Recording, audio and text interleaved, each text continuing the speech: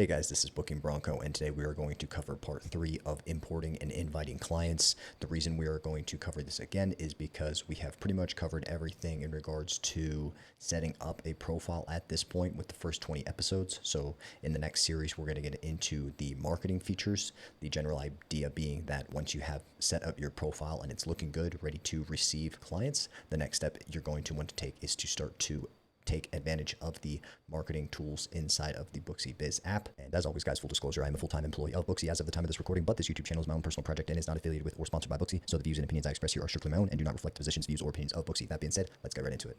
As we did before, when we did import and invite, we're going to go into the marketing tab. So most of the time we've been here in profile and settings. This time we're going to go into marketing. And then depending on if you are going to import contacts from your phone, which is the most likely probability, you can go ahead and import and invite clients here. You will need to grant permission manually, so you're going to have two options. You can either grant permission to just some of your contacts, or you can grant permission to all of your contacts. Keep in mind though that when you're doing an import and invite in mobile, any contacts that you import also have to be invited as well. There's basically just one button that gives you the option to import and invite. So keep that in mind if you are doing it on the phone. Your other option is if you want to import on the web. So logging in on the, let's see here, on the web app, you're going to see this import and invite clients. Same thing, left side, marketing, import and invite. And then you are actually able to import using a CSV or Excel file. So that gives you a little bit more wiggle room in terms of if you just want to import or you just want to invite. You can actually do a quick invite on the phone or on the web, which is where you just invite the person, you don't import the contact. So you can do either way there. But if you want to do only imports without inviting, you're going to want to go with the web app route. So keep that in mind.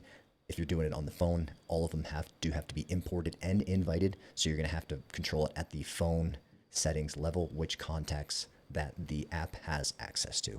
Your third option is going to be just manually. So if you go into the app and you go into the clients section, you will be able to add clients manually just by going in and putting in a phone number and name. And then there are more details you can put in as well, but the phone number first last is going to be the key info.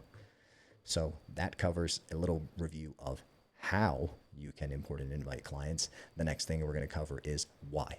So why are you going to do an import and invite clients? And there's going to be two main reasons you want to be doing an import and invite as it relates to marketing. So the first one is going to be quite obvious, and that's going to be the text and email marketing tools. So in order to use the text and email marketing tools, you of course do need to have contacts in the system to access. So let's go and show you a quick example here. So you're going to see I just went to real-time and custom. I'm just going to write my own message from scratch. I'm going to go just an example here. And then you're going to see that now when it says select recipients, I only have access to the clients that I've imported. So that's going to be the one of the significant reasons why you want contacts in the system is because the text and email marketing tool is going to rely on having information, whether it's text or email, most likely it will be text, in the system in order to send those texts out. So that's going to be the main reason. The other reason you're going to want to make sure you import and invite is related to Boost.